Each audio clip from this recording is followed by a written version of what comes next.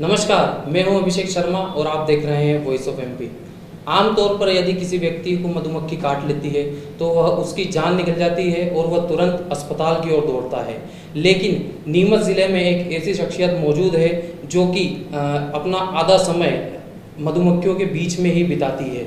जी हाँ, हम बात कर रहे हैं नीमच ज़िले के ग्राम अठाना के रहने वाली मीनाक्षी धाकड़ की। इन्हें आमतौर पर या दूसरी भाषा में और सामान्य तौर पर इन्हें अधिकतर जिस नाम से जाना जाता है वो जाना जाता है राजस्थान की बेटी और मध्य प्रदेश की बहू। तो मीनाक्षी जी, आपका वॉइस ऑफ एमपी में स्वागत है। आप दर्शकों को बताना चाहेंगे कि किस तरीके से आपने मधुमक्खी पालन की शुरुआत की है और आपका अब तक का सफ़र मधुमक्खियों के साथ कैसा रहा है? थैंक यू स्वागत करने के लिए। मधुमक्खियों के साथ जब मैंने स्टार्टिंग पहले ट्रेनिंग से की थी कि मैंने मधुमक्खियों के बारे में जानना शुरू किया पहले, और उसकी मैंने 1 मंथ की ट्रेनिंग ली और उसके बाद मैंने 50 बॉक्स से स्टार्ट किया। एक्चुअली इसमें होता क्या है कि मधुमक्खी जो होती है एक छोटी सी कीट होता है, तो उसके बारे में अपने को इतना पता नहीं होता है कि इसमें कौन सी बीमारियां लगती है या इसके साथ कैसे हमें वर्क करना चाहिए, तो इसलिए प्रॉपर उसके बारे में जानना ज़रूरी था।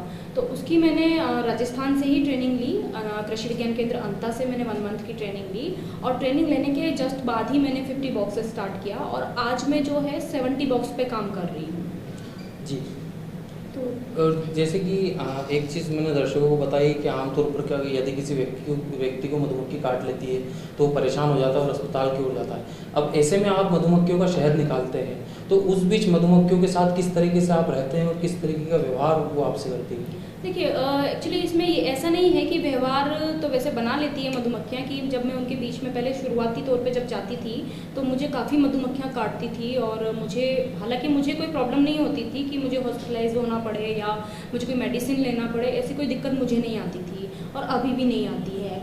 लेकिन जब मधुमक्खियों का जब शहद निकाला जाता है तो एक सिंपल सा तरीका हो गया कि मधुमक्खियाँ क्या होती है खुद के लिए शहद इकट्ठा करती है। हालांकि वो काफ़ी सारा करती है, इतना खा नहीं पाती है, तो इसीलिए हम जो मनुष्य होते हैं उसको निकालते हैं, प्रोसेस करते हैं और आगे जो भी उसकी यूज़ होता है वो करते हैं। तो जिस टाइम मधुमक्खियों का शहद निकाला जाता है उस टाइम पे काफ़ी मधुमक्खियाँ अटैक भी करती है और काफ़ी सारी काटती भी है। और ऐसा नहीं है कि हर व्यक्ति को प्रॉब्लम होती है, जिसके ब्लड में थोड़ी प्रॉब्लम होती है और उसकी स्किन सेंसिटिव होती है उसी को ये प्रॉब्लम होती है और उसी को हॉस्पिटलाइज होना पड़ता है। तो इसीलिए मेरी सलाह ये होगी कि वो व्यक्ति तो कभी मधुमक्खियों के बीच में जाए नहीं। मेरे साथ जो है, मैं तो उनकी दोस्त हो गई हूँ और मुझे अच्छा लगता है उनके बीच में रहना, तो मेरे लिए तो कोई प्रॉब्लम की बात नहीं है और सारी चीज़ें अच्छे से होती है उनके साथ। जी, एक सवाल जैसे मेरा ये था कि आप मधुमक्खियों के बीच में रहती हैं, तो जो मधुमक्खियों से शहद निकालने की जो प्रक्रिया है, जैसा कि आपने बताया कि बॉक्स में शहद निकाला जाता है, तो उसकी जो पूरी प्रक्रिया है वो क्या होती है? शुरुआती दौर से आप और अंत में शहद निकालने तक क्या करते हैं? देखिए, सबसे पहले तो मधुमक्खियों को उनके अकॉर्डिंग हमें रखना पड़ता है, क्योंकि जो वो मधुमक्खियाँ जो शहद इकट्ठा करती है और वो जो जिस तरीके से वो रहती है वो अपने अकॉर्डिंग नहीं चलती है, वो खुद के अकॉर्डिंग चलती है। इसीलिए कहीं ना कहीं हमें भी उनके अकॉर्डिंग चलना होता है कि मतलब जैसे किसी चीज़ की डिमांड होती है उसी तरीके से मधुमक्खियों को भी डिमांड होती है फ्लावर्स की। उनको फ्लोरा चाहिए होता है, मतलब फूल चाहिए होते हैं शहद इकट्ठा करने के लिए। तो हमें वो एरिया डिसाइड करना पड़ता है सबसे पहले तो माइग्रेट करने के लिए, मतलब एक स्थान से दूसरे स्थान पे रखने के लिए। तो सबसे बड़ी समस्या तो इसको पहली मधुमक्खी पालन में यही आती है, माइग्रेट करना। क्योंकि हालांकि चीज़ें मतलब जगह बहुत होती है, लेकिन किसी के भी खेत पे रखने से पहले उससे पूछना पड़ता है कि मैंने किसी फ्लोरा के अकॉर्डिंग, जैसे मान लीजिए अजवाइन होती है, सरसों होती है, बबूल होता है, जितने भी फ्लावर वाली फसलें और सब्जियां होती है, फल फ्रूट होते हैं, उसके अकॉर्डिंग हम मधुमक्खियों को देख के रखते हैं। तो जो बॉक्स वहाँ पे रखे जाते हैं तो मोस्टली जितनी क्वांटिटी में जिसके फूल ज़्यादा होंगे वो उसी का फूल शहद इकट्ठा करती है। जैसे मान लीजिए मैंने अजवाइन के एरिया में रखा तो समथिंग 50 से 100 बीघा की अगर अजवाइन है 3 से 4 किलोमीटर के एरिया में, तो वो मोस्टली 80% जो होगा वो अजवाइन का फ्लोरा ही लेकर आएगी और बाकी 20% में अदर फ्लोरा हो जाएगा। तो सबसे पहले उनको फ्लोरा जो जहाँ पे होता है वो देख के हमें डिसाइड करना होता है। देन उसके बाद वो अपना शहद इकट्ठा करना शुरू करती है। जितना अच्छा उनको नेक्टर मिलता है कि मतलब उनको अच्छी क्वांटिटी में नेक्टर मिल रहा है तो वो जल्दी जल्दी शहद इकट्ठा करती है। कभी कभी तो ऐसा होता है कि 6 से 7 दिन में भी इकट्ठा कर देती है और कभी कभी 10 से 12 दिन भी लग जाते हैं।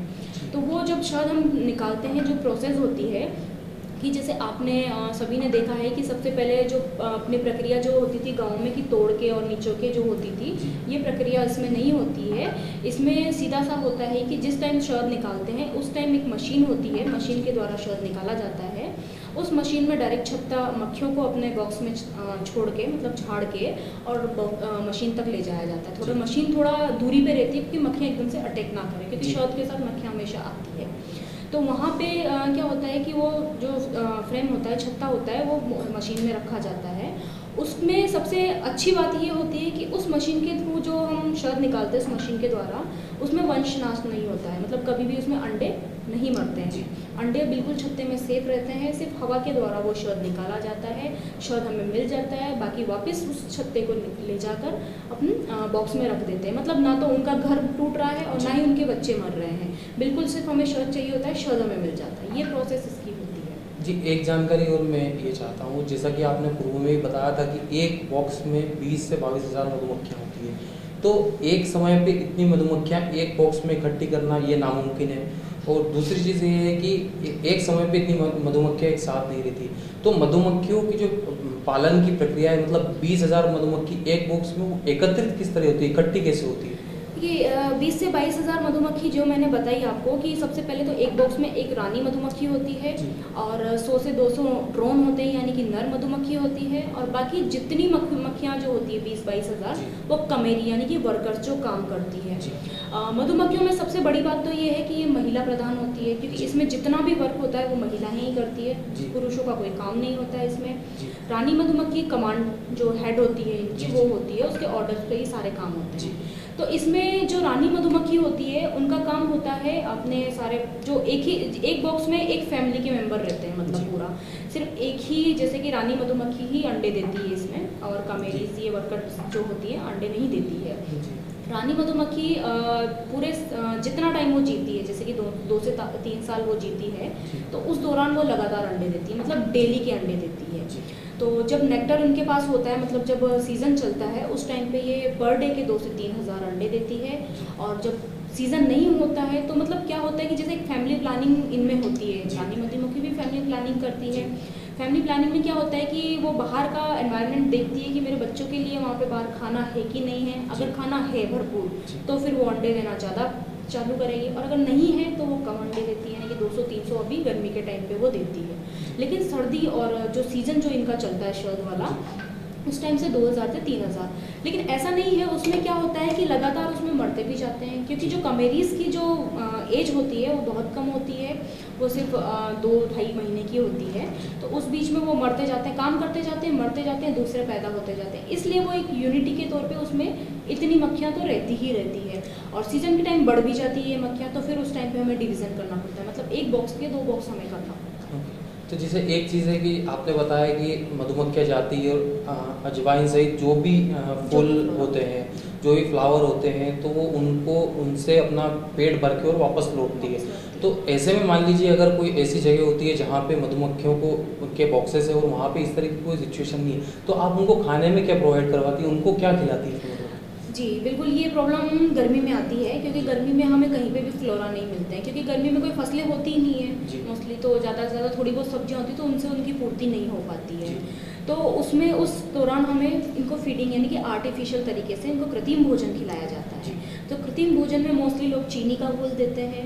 अब उस चीनी के घोल के साथ हम शहद भी इनको दे सकते हैं, लेकिन मोस्टली क्या करते हैं ना लोग, शहद इसलिए नहीं देते हैं क्योंकि शहद थोड़ा सा महंगा पड़ जाता है, क्योंकि उन्हीं से निकाल रहे हैं और उन्हीं को दे रहे हैं। तो इस वजह से ज़्यादातर जो भी बीकीपर्स होते हैं वो चीनी का घोल ही यूज़ करते हैं। तो हम भी फिलहाल चीनी का घोल ही यूज़ कर रहे हैं। आगे जाके इनके लिए चीनी की मिठाई, चीनी और शहद से जो होती है वो मिठाई बनती है, वो भी हम दे सकते हैं इसको, लेकिन उसको थोड़ी प्रोसेस करके देना पड़ता है। तो आगे जाके हम वो प्रक्रिया हम चालू करेंगे। फिलहाल हम चीनी का घोल और उसमें जो भी इनके लिए एनर्जी टॉनिक होता है वो हम देते हैं, ये सब चीज़ें। तो मैं एक आखिरी सवाल आपसे करना चाहूँगा कि जैसे कि आपने बताया कि मेहनत इसमें जो है वो काफ़ी है, तो आपने एक चीज़ और ये बता सकते हैं आप कि जैसे इन मधुमक्खियों से कितनी तरह का शहद निकलता है, कौन कौन से फ्लेवर्स इनसे निकलते हैं? देखिए सारे फ्लेवर्स के नाम तो मैं बता नहीं सकती हूँ, एक्चुअली मुझे भी इतना याद नहीं रहता है। बट इसमें देखिए जितने प्रकार के फूल होते हैं, यानी कि अभी तक जितने हैं मेरी नॉलेज में कि 200 से 300 प्रकार का शहद हम लेते हैं, जिसमें अपना कश्मीर में हो गया, मतलब अलग अलग एरिया अकॉर्डिंग हो गया। कश्मीर में अलग हनी निकलता है, हिमाचल में अलग हनी निकलता है, यूपी में अलग निकलता है, बिहार में अलग, मतलब जिस जगह पे जो फ्लोरा इनको मिलेगा उसके अकॉर्डिंग ये शहद इन बनाती है। सबसे बड़ी बात, शहद अभी तक हमने मार्केट में जो देखा है वो सिर्फ ब्राउन कलर का शहद देखा है, हमें सिर्फ लगता है कि यही शहद है, जबकि ऐसा नहीं है।